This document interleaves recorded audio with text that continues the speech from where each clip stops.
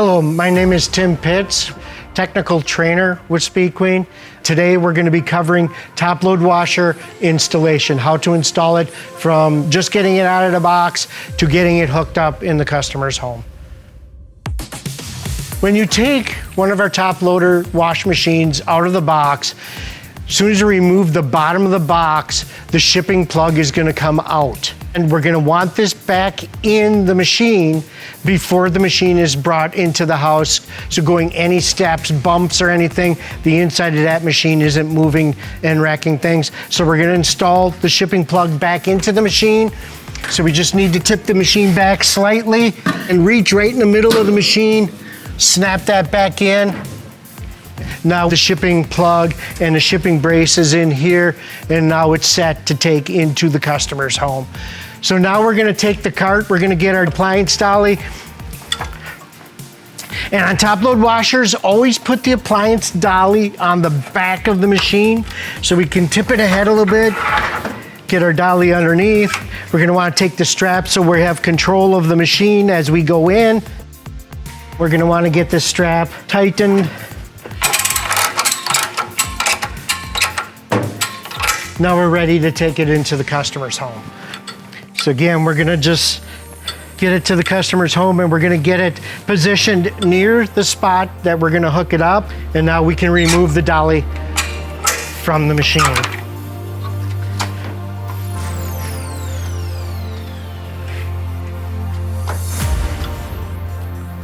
And we can set the dolly off to the side.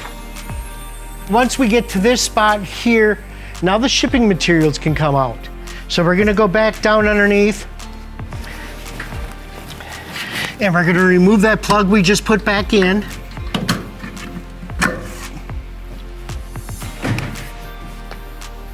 You can set that off to the side.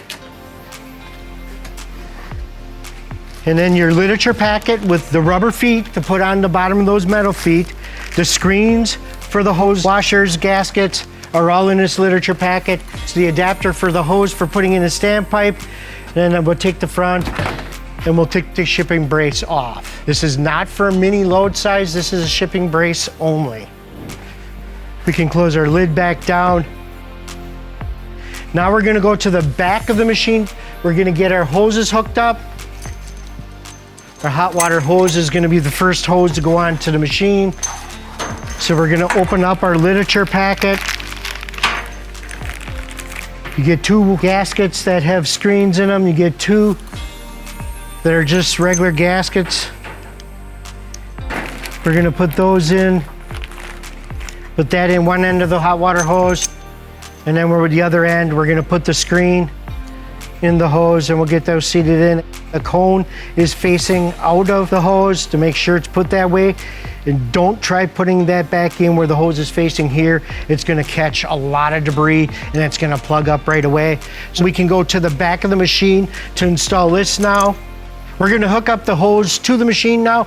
The hose that goes to the machine, again, just has a gasket in it.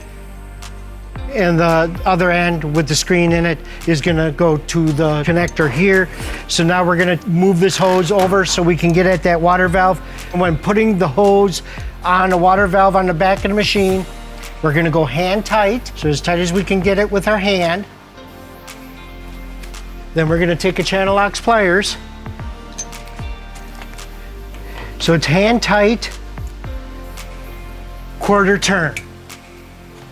And that's gonna be tight enough. So we're gonna hook it up to the hot water. On the house side again, the screen goes into the house shutoff valve. So we're gonna go hand tight. Grab our channel locks again.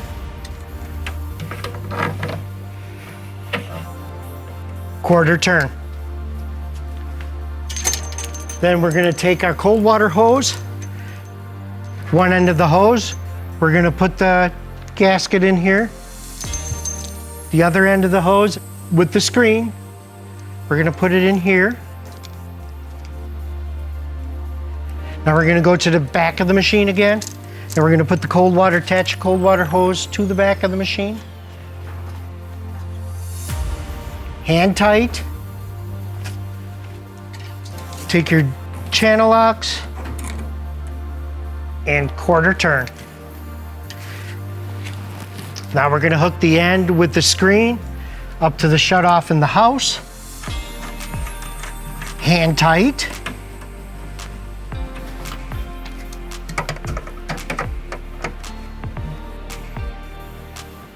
Quarter turn. At this point in time, you can turn the water on. Make sure both cold and hot water gets turned on so when you go to test the machine that we get water flow to the machine. Our next step before we put the drain hose or anything else on, we're gonna take and we're gonna put the rubber feet on the metal leveling legs. So now we can take the literature packet, set it off to the side. So we're gonna have to tip this back a little bit again. As you can see, the metal feet here, they're tight. So we're gonna take our wrench and just ever so slightly just break them loose a little bit. Then we're gonna put the leveling rubber leg on to protect the floor from being scratched. Again, just break it loose a little bit and put the rubber foot on again. Now the other two go to the back self-leveling legs. Those aren't legs that you can screw and adjust. For the self-leveling legs, we just tip it ahead and you can hear the legs drop. That's the self-leveling legs, but they're metal legs. So we're gonna need to go back.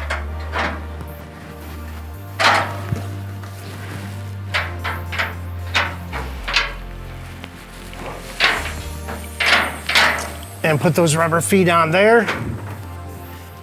Now that we have the machine really close to the area, we're gonna level right away. So when we level a washer, we wanna be on the front edge of the washer, check level, and then we're gonna go to the side of the machine. And we're really, really close to being right on. We want that exact, otherwise we could get some of those sensors off.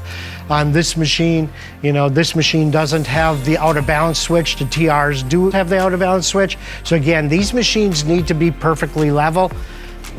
So once that is done, we can take the drain hose off the back. We can put our drain hose adapter